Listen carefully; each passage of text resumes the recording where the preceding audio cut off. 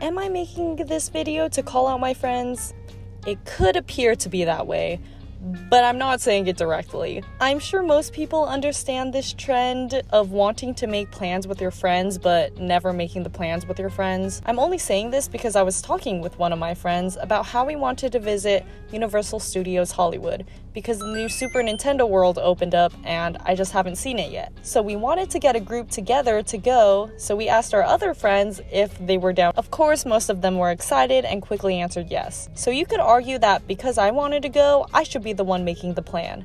Valid argument because it's true. Fast forward to another conversation with a different group of friends who also wanted to go on a vacation to a different theme park. Easily all of us were down to go. This time I didn't mention the plan, so after that discussion, crickets, even though we wanted to plan it within the next month. Nobody took the initiative to start planning it and talked like it was never said. If you ask me why I didn't plan it, because 1, I don't know, and 2, I was already planning that other trip to Universal. But I guess it was fine because I found out my other group was already going to a vacation without me. Some friends. Just kidding. It was at a place I didn't want to go, so it was fine. When I say I want to take a trip, I mean it.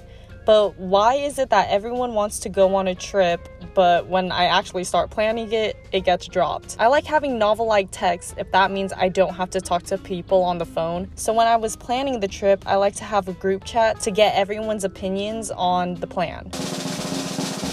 And now let me introduce to you the types of people in a group chat, with my terms, of course. First off, the golden child answers all the questions asked and responds in a timely fashion, and also follows through with the plan. The emoji responder responds within a reasonable period, but only does so by loving or liking a text, laughing at a text, or emphasizing a text. The late responder answers all questions asked, but so late that the plan was essentially decided without them. The non-responsive doesn't say anything in the group chat at all to the point where you don't know if they still want to be included, or instead reads them and then tells you the next day in person. I know it can be difficult making plans because, of course, when you're off Wednesdays and Thursdays, your friends are off every other day that's not a Wednesday or a Thursday. I was proactive enough, though, to plan this trip way in advance, so we could just request a day off instead of trying to line up all of our schedules. But I'm also aware not everyone has that luxury, so I had to mention it. I'm also very quick to give up when things get too stressful,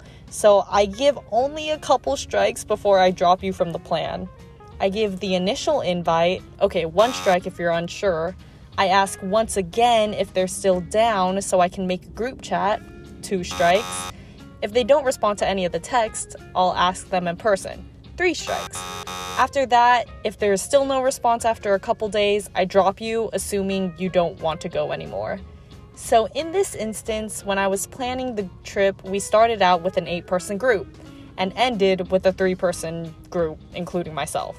So that is the perspective I'm running with. This is also why I don't take the initiative to plan things, because it's hard to get a response. But I'm not trying to be a hypocrite. If I'm in a group chat, you can bet your whole house that I'll try to respond all of the questions asked. Otherwise, it feels like one person is just talking to themselves. It's funny how our brains work, though.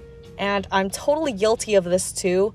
But when you hear about a plan, it sounds super fun in the moment, so you say yes. And then after further thought, a couple hours later, I sit there like, why did I say yes? I don't think I want to go anymore. But then I don't want to flake, so I force myself to go, even if it's just for a little bit. I've definitely been invited to hang out and stuff and only went for an hour and then dipped. And being flaked on is a whole other issue that I can talk about in a whole different video, because I got a lot to say about that too. But anyways, I'm not blaming my friends. I've had this issue with other things like group projects and stuff. I just know my friends wouldn't take it to heart if I talked about them. But also, I'm aware I'm just a little selfish and got my hopes up. So real quick, another instance happened where I was trying really hard to go thrifting, bringing it up again and again, but my friends and I just could not find a day that would work. So failing at this really shows me why I prefer just being a homebody, because planning something tires me out before I can even think about having to go.